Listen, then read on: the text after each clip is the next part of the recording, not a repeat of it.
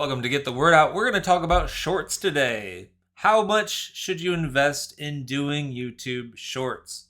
That's what we're going to talk about. Now, welcome to Get the Word Out, helping you get the Word of God out to the masses. My name's Adam Markley. This is brought to you by Christian Scripture Graphics, providing quality scripture graphics for all your social media needs.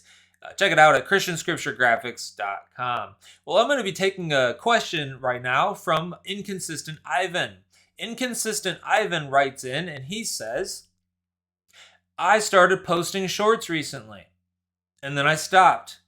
I was posting it on my main page and then I stopped because I was concerned about what it was doing for that page. And so I started a new page of shorts only. And so I started posting it on that page for a while. And then I stopped. And then you get the point. It's not exactly consistent. Thanks for the question, Inconsistent Ivan. I appreciate it. Well, one of the things that we should do is we should be consistent. And we should recognize that there's a testing phase as well. And so whatever you think about YouTube Shorts, we want to test it out. And shorts have been known to hurt channels, and shorts have been known to, I guess, help channels in some cases. I think it probably depends on the audience. I'll just tell you what I do and what I'm doing right now on my main channel. I don't do many shorts. Sometimes I do shorts and they're just kind of the teaser, like the hook, the beginning portion of a video. I'll take that, put it in CapCut, which is a free editor. I'll put it in CapCut and I'll caption it. And that's my short. I put that on Instagram sometimes too as a reel. Because you can change the format so it's the vertical format rather than horizontal. But that's what I do for my shorts when I do them on occasion, but I try not to do too often. And you can see in your YouTube analytics how many subscribers you're getting from what different traffic source. I'm sorry, you can see that, but also from what different video source. So you can see what subscribers are coming from your regular videos, video on demand. You can see what subscribers are coming from your shorts. You can see what subscribers are coming from live streams or other types of videos like podcasts as well. So you can see what subscribers are coming from each different type of video. And I personally, because of my own feeling regarding shorts, try not to get too many subscribers from shorts. So one, I don't ever, now you may see some Get the Word Out videos where I'm asking people to subscribe. Those are still older videos. But once I've come to the determination that I'm not going to ask for subscribers on my shorts, I do not do that, and especially definitely on my main channel.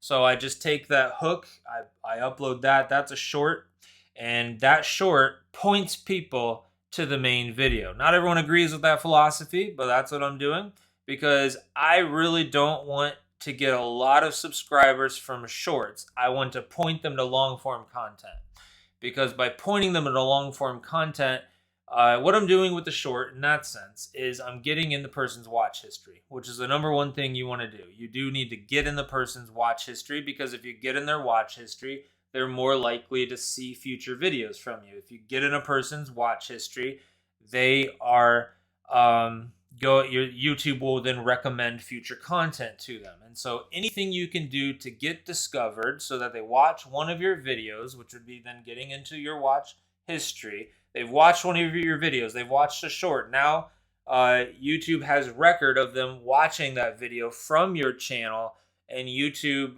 is going to say that could be a potential audience for another one of your videos that's relevant in topic. So you create another video, it's relevant in topic, and it's recommended to the same person. And if they watch that also, well then YouTube's going to, because it's creating a profile on this person basically, and it's going to say, okay, you know what, Bob here, he watched one of your videos, and then you created another one, he watched another one of it, he didn't subscribe yet, but he has watched 2 of your videos now, and so he's going to keep getting recommended your videos. And so that's one thing that a short could be helpful for. But the reason I don't want to do too many shorts on the same channel is because I don't want those shorts to be Sometimes shorts viewers only watch shorts, and long form viewers only watch long form, and that seems to be a pattern. I do watch some shorts, not many. I recently I found myself watching shorts when you got a few minutes and I watch the short, and it's generally only from people that I'm subscribed to because I watch their long form content, because I don't really watch shorts. I don't really like shorts, I should say. But I feel that the content creators that I could trust them with a short. And that's just my own viewing habit. And so I imagine there are other people out there like that. That if you're a long form viewer, generally a long form viewer, then if there's a short that shows up, and it's not ever in the shorts feed, by the way. I'm never in that thing. I never hit that on the phone or anything. Uh, you know, only young people do that, I think.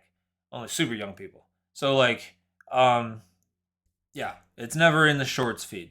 And so it's in the main feed, the main browsing page, and then it has this little shorts section where it will show some different shorts from maybe creators that you follow. That's where I'll click on it, and I imagine that's the case with others that are long form viewers only, or it will say primarily long form viewers. Now, the other side of the coin would be primarily shorts viewers. They go in that shorts feed and they just watch one after another after another after another after another. Basically, they're TikTokers that YouTube wants to appeal to, and Instatalk wants to appeal to. Instagram, Instatalk wants to appeal to. All the other companies that want to morph themselves into TikTok. Uh, that's the kind of viewing habit that you're getting, and so sometimes those people can be converted into watching shorter videos, but generally they're not going to be converted into watching longer videos. Maybe you'll convert them over to 3-minute videos. 8-minute videos, they better really like you. 18-minute videos or 40-minute videos, well, they better really, really like you. Some people have probably done that, but generally speaking, they're two different algorithms and they're two different types of viewers. And so that's why a lot of people are still doing shorts only channels, and I'm even debating doing a shorts only channel.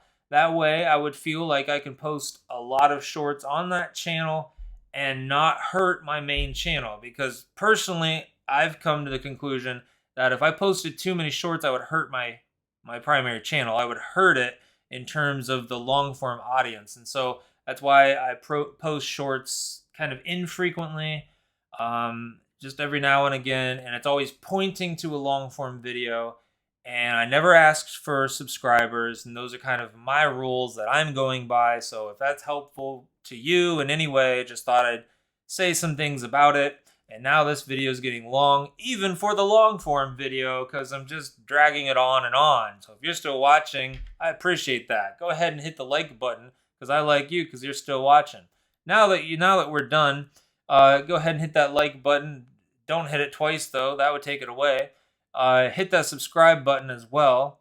You've been watching Get the Word Out, helping you get the Word of God out to the masses. I help with the theology and practice of online ministry. Now watch this video here. It's much shorter, and I think you'll like it. I'll see you over there.